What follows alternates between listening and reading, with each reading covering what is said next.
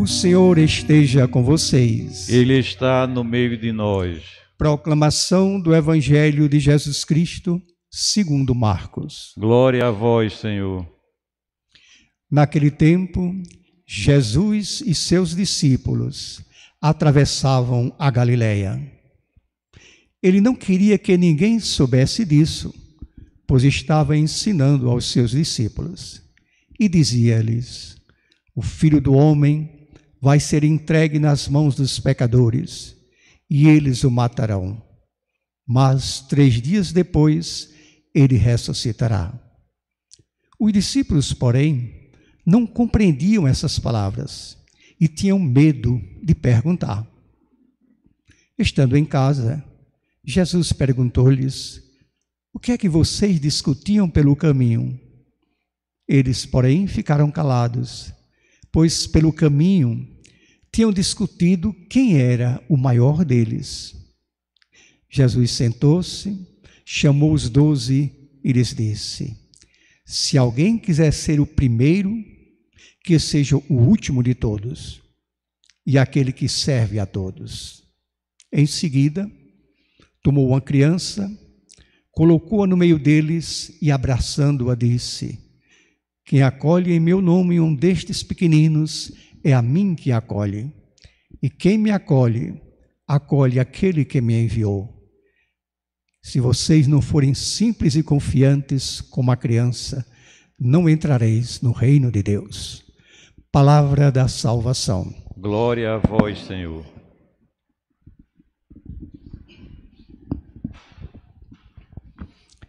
Minhas irmãs, meus irmãos, o que é, sobretudo, de estranhar nessa passagem do Evangelho que nós acabamos de ouvir, é essa extrema discordância entre os sentimentos de Jesus e os sentimentos dos apóstolos. No exato momento em que ele lhes anuncia sua paixão, morte, ressurreição, eles estão debatendo suas vaidades, suas ambições pessoais. Quem deles era o maior? Quem deles era o primeiro? Ao lado deles, Jesus caminha tenso, inquieto, preocupado e necessita de uma palavra de conforto e solidariedade. Mas os seus melhores amigos não entendem suas palavras, não pedem esclarecimento e deixam o mestre entregue à sua própria solidão. A desilusão de Jesus era ainda maior, porque mais de uma vez ele já tinha respondido a essa pergunta: quem é o maior? Quem é o primeiro? No início de sua vida pública, ele falara assim: eu não vim para ser servido, eu vim para servir.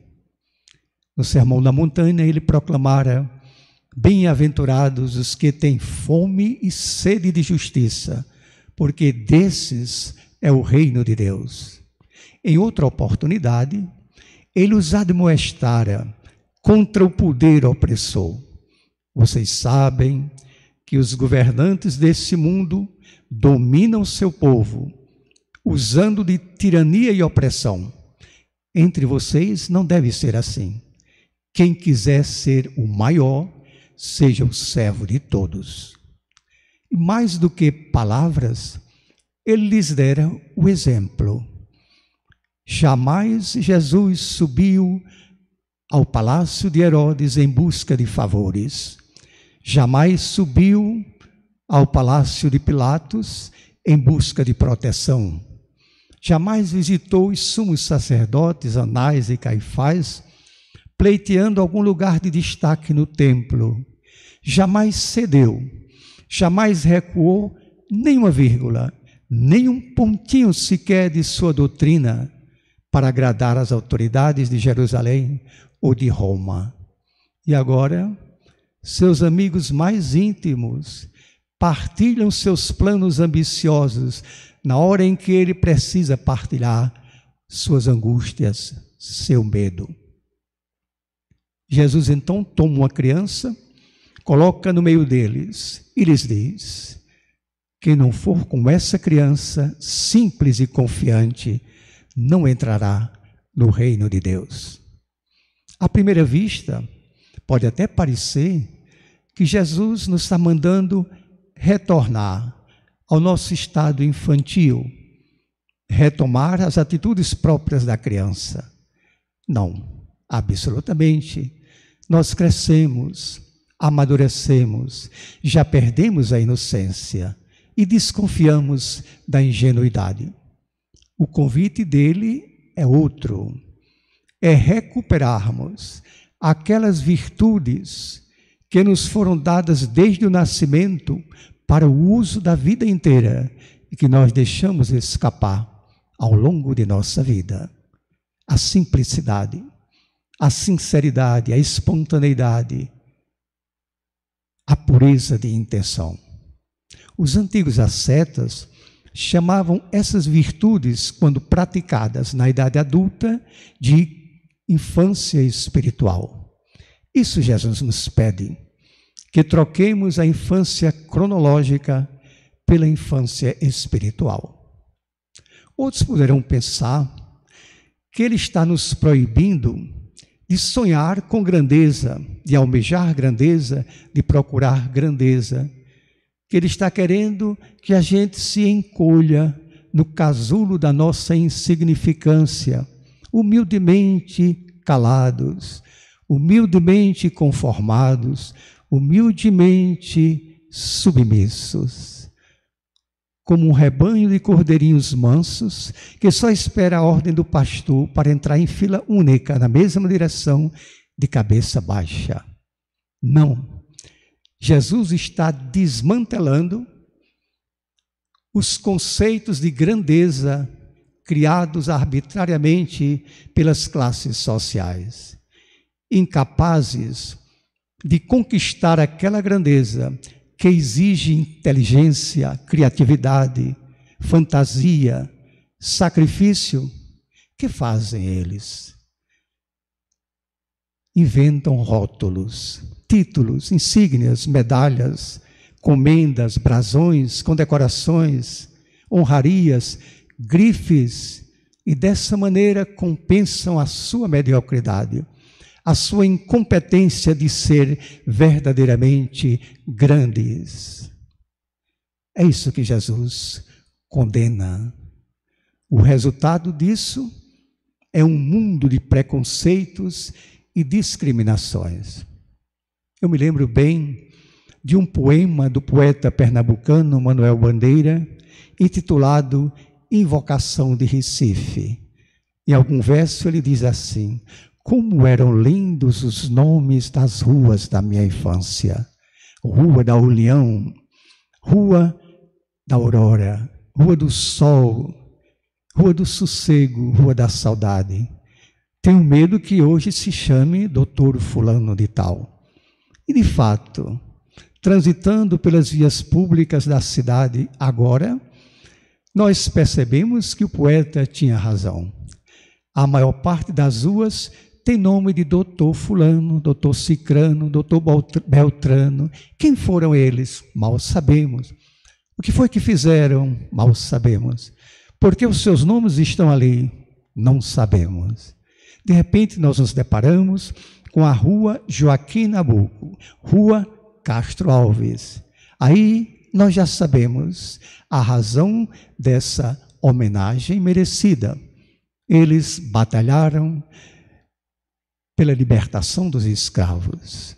Em nenhuma parte nós encontramos uma rua Maria Josefa da Conceição ou rua Severino José da Silva.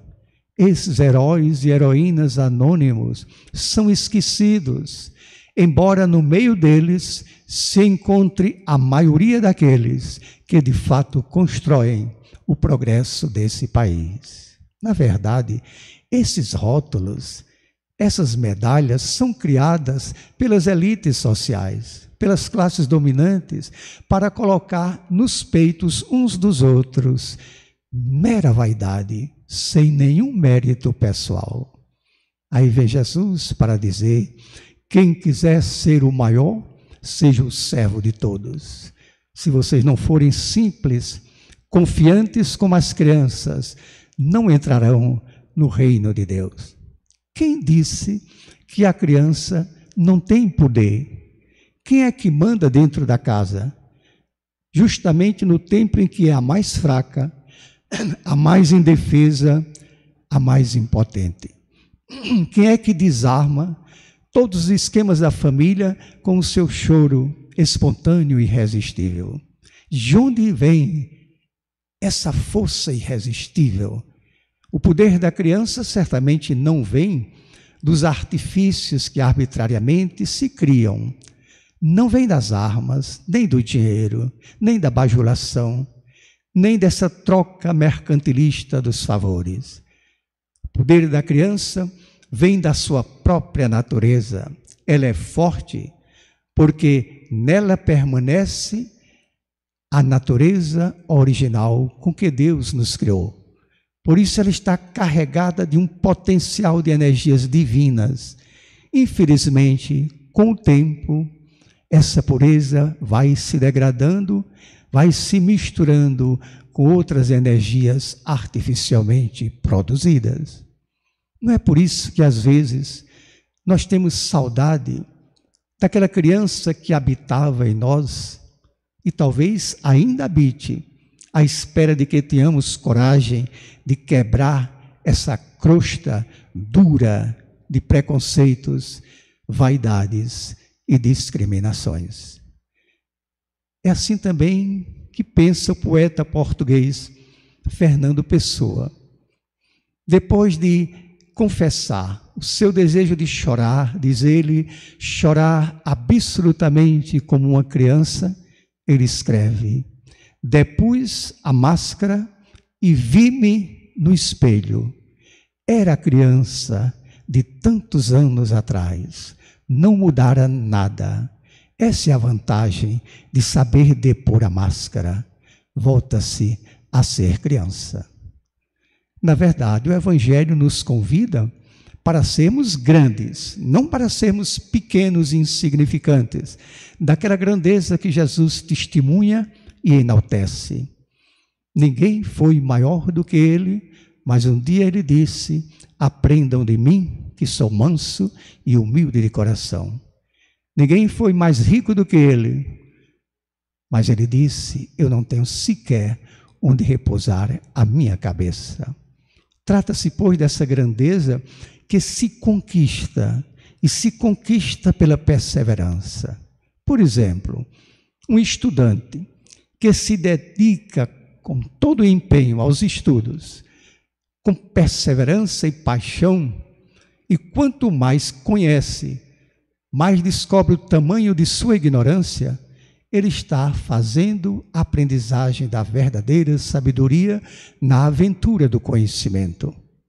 Ou um cientista que mergulha em pesquisas infindáveis, anonimamente, sem descanso, em busca de descobrir a cura de algumas doenças ainda incuráveis, ele está passando um atestado de grandeza humana.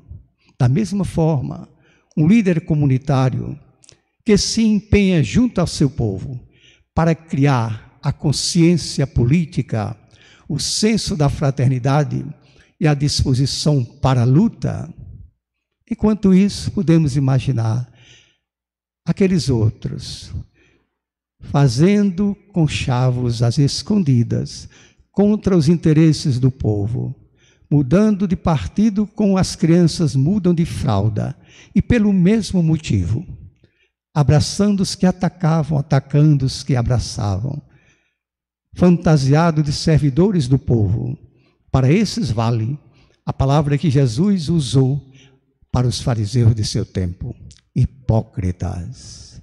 Cada um de nós pode e deve ser grande, na medida em que se apropria dos seus talentos e os desenvolve ao máximo e os coloca amorosamente a serviço da comunidade, a serviço do bem comum. Aí está uma forma sublimada do amor humano. De hoje em diante, minhas irmãs e meus irmãos, sempre que nós quisermos avaliar a autenticidade da nossa grandeza ou de qualquer grandeza humana, usemos a imagem que Jesus sugere, a criança. Coloquemo-nos diante de uma criança e perguntamos: onde está o brilho puro dos meus olhos? Onde está o riso espontâneo do meu rosto? E a simplicidade transparente dos meus gestos?